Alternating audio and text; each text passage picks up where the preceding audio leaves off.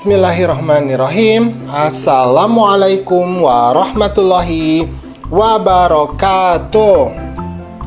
Anak-anakku yang soleh dan solehah, berjumpa kembali di channel Guru Cerdas ya. Pada kesempatan kali ini kita akan membahas mengenai bab 4, yaitu materi lebih dekat kepada Allah dengan mengamalkan sholat sunnah. Adapun submaterinya adalah sholat sunnah yang berjamaah. Tetapi bagi kamu yang belum subscribe, silahkan subscribe dulu. Sholat sunnah adalah sholat yang dianjurkan untuk mengerjakannya.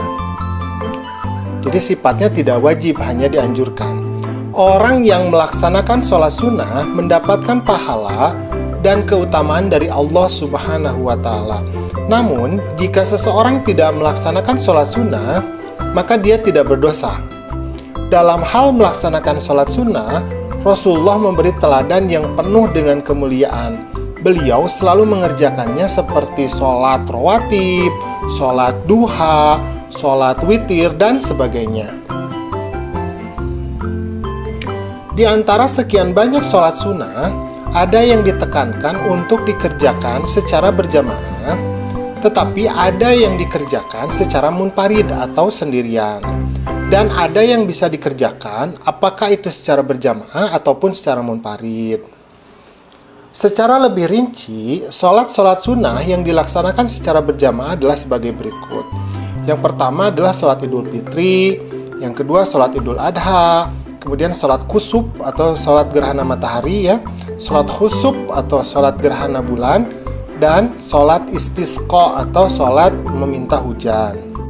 Sekarang kita akan membahas sholat Idul Fitri dan sholat Idul Adha atau sholat Idain ya. Sholat Idul Fitri adalah sholat sunnah 2 rakaat yang dilaksanakan pada hari raya Idul Fitri pada setiap tanggal 1 Syawal setelah melaksanakan puasa Ramadan selama 1 bulan.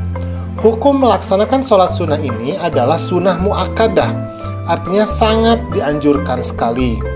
Id artinya kembali, yaitu dengan hari raya Idul Fitri kita kembali dihalalkan untuk berbuka, seperti makan dan minum di siang hari yang sebelumnya selama bulan Ramadan hal itu adalah dilarang. Nah sekarang sholat Idul Adha, yaitu sholat yang dilaksanakan pada hari raya kurban atau hari raya Idul Adha. Sholat ini dilaksanakan pada pagi hari tanggal 10 Zulhijjah, bertepatan dengan pelaksanaan rangkaian ibadah haji di Tanah Suci. Dengan demikian, orang yang sedang melaksanakan ibadah haji tidak disunahkan melaksanakan sholat Idul Adha. Bagi orang yang tidak sedang melaksanakan ibadah haji, hukum melaksanakan sholat Idul Adha adalah sunnah muakkad, artinya sangat dianjurkan. Nah, tata cara sholat Idul Fitri dan Idul Adha itu sama. Yang berbeda itu hanya di niatnya saja, yaitu 1. Pada rakaat pertama, melakukan takbir 7 kali setelah membaca doa iftitah.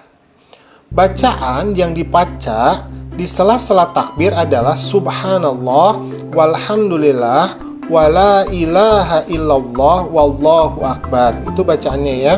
Pada rakaat kedua, melakukan takbir 5 kali setelah takbir intikal. Takbir intikal itu maksudnya adalah takbir penggantian dari satu gerakan ke gerakan yang lain.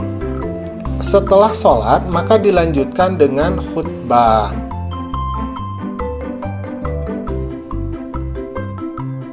Nah sekarang kita akan berbicara tentang sholat kusuf dan khusuf. Sholat sunnah kusuf atau kusufus syams adalah sholat sunnah yang dilaksanakan ketika terjadi gerhana matahari. Hukum melaksanakan sholat ini adalah sunnah muakkad. Waktu pelaksanaan sholat kusuf adalah mulai terjadinya gerhana matahari sampai matahari kembali tampak utuh seperti semula. Ketika gerhana sudah mulai terjadi, maka jamaah berkumpul di masjid. Salah satu dari jamaah tersebut menjadi muazin untuk menyerukan panggilan sholat. Nah, sholat gerhana ini dilaksanakan dengan berjamaah dan dipimpin oleh seorang imam. Sedangkan sholat sunnah khusuf atau khusuful qamar adalah sholat sunnah yang dilaksanakan ketika terjadi peristiwa gerhana bulan. Hukum melaksanakan sholat ini adalah sunnah muakkad. Sedangkan waktu sholat gerhana bulan yaitu mulai terjadinya gerhana bulan sampai bulan tampak utuh kembali. Hal yang membedakan sholat kusuf dibandingkan sholat pada umumnya adalah dalam sholat kusuf, setiap rakaat terdapat 2 kali membaca surat Al-Fatihah dan 2 kali ruku. Sehingga dalam 2 rakaat sholat kusuf dan khusuf terdapat 4 kali membaca surat Al-Fatihah, 4 kali ruku, dan 4 kali sujud.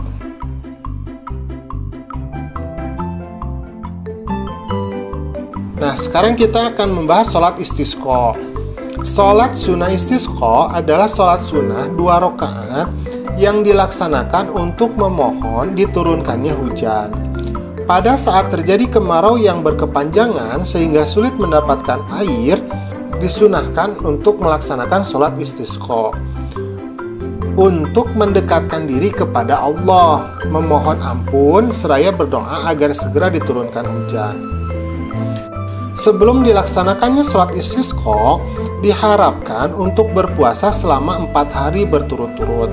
Selanjutnya, bertaubat kepada Allah dari segala kesalahan dan dosa, serta menghentikan segala bentuk perbuatan maksiat, serakah, dan merusak lingkungan. Pada hari keempat, semua anggota masyarakat muslim pergi ke tanah lapang yang akan dipakai untuk melaksanakan sholat istisqa. Mereka dianjurkan berpakaian sederhana serta disunahkan untuk membawa binatang peliharaan ke tanah lapang tersebut. Di sepanjang jalan, masyarakat dianjurkan juga untuk banyak beristighfar. Sesampainya ke tanah lapang sambil menunggu pelaksanaan sholat, dianjurkan untuk berzikir kepada Allah Subhanahu wa Ta'ala. Nah, adapun tata cara melaksanakan sholat istisqa adalah sebagai berikut. 1. Setelah semua bersiap untuk sholat, muazin tidak perlu mengumandangkan azan dan iqamah. Cukup dengan seruan as-sholatul jami'ah. Yang kedua, sholat sunnah ini dilaksanakan seperti sholat sunnah yang lainnya. Jadi setelah membaca surat Al-Fatihah dilanjutkan membaca surah-surah yang panjang. Nah, jadi setelah membaca Al-Fatihah dianjurkannya membaca surat-surat yang panjang. Yang ketiga, setelah salam, khatib membaca 2 khutbah. Pada khutbah yang pertama dimulai dengan membaca istighfar 9 kali, dan yang kedua, khutbah yang keduanya dimulai dengan membaca istighfar 7 kali. Nah, alhamdulillah pembelajaran kita hari ini sudah selesai. Silahkan nanti disimak kembali pembahasannya, karena ini agak panjang ya, supaya kamu betul-betul paham materi yang disampaikan. Bagi kamu yang memerlukan catatan, boleh dilihat di deskripsi. Kemudian bagi yang ingin mengetahui materi sebelum dan sesudah materi yang ini, silahkan lihat di playlist. Terima kasih sudah menyimak. Assalamualaikum.